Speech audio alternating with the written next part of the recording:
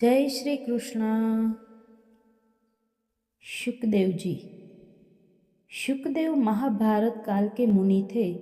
वे वेद व्यास जी के पुत्र थे। वे बचपन में ही ज्ञान प्राप्ति के लिए वन में चले गए थे। इन्होंने ही परीक्षित को श्रीमद् भागवत पुराण की कथा सुनाई थी।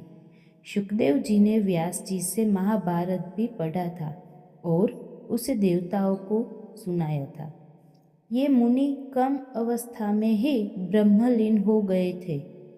शुकदेव जी के जन्म के बारे में यह कहा जाता है कि ये महर्षि वेदव्यास के अयोनिज पुत्र थे और यह 12 वर्ष तक माता के गर्भ में रहे। कथा कुछ इस प्रकार है। भगवान शिव पार्वती को अमर कथा सुना रहे थे। पार्वती जी को कथा सुनते सुनते नींद आ गई और उनकी जगह पर वहां बैठे एक शुक ने हुंकारी भरना प्रारंभ कर दिया। जब भगवान शिव को यह बात ज्ञात हुई तब उन्होंने शुक को मारने के लिए दौड़े और उसके पीछे अपना त्रिशूल छोड़ा। शुक जान बचाने के लिए तीनों लोकों में भागता रहा। भागते भागते वह व्यास जी के आश्रम में आया और सूक्ष्म रूप बनाकर उनकी पत्नी के मुख में घुस गया। वह उनके गर्भ में रह गया। ऐसा कहा जाता है कि ये 12 वर्ष तक गर्भ के बाहर ही नहीं निकले।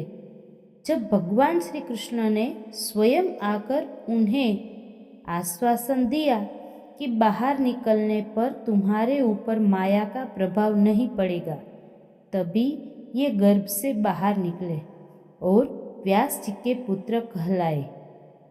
गर्भ में ही उन्हें वेद, उपनिषद, दर्शन और पुराण आदि का सम्यक ज्ञान हो गया था। जन्म लेते ही ये बाल्य अवस्था में ही तप हेतु वन की ओर भागे।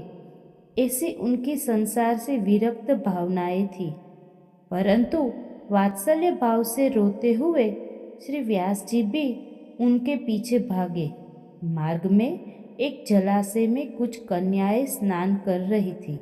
उन्होंने जब सुखदेव जी महाराज को देखा तो अपनी अवस्था का ध्यान न रखकर सुखदेव जी का आशीर्वाद लिया।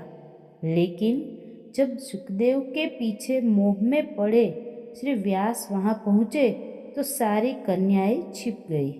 सुखदेव जी ने राजा परीक्षित को 7 दिनों में श्रीमद् भागवत पुराण का ज्ञान दिया था। वे जन्मजात ब्रह्मज्ञानी थे और सांसारिक माया से हमेशा दूर रहे। सुखदेव जी का पूरा जीवन ज्ञान और भक्ति का आदर्श है। धन्यवाद।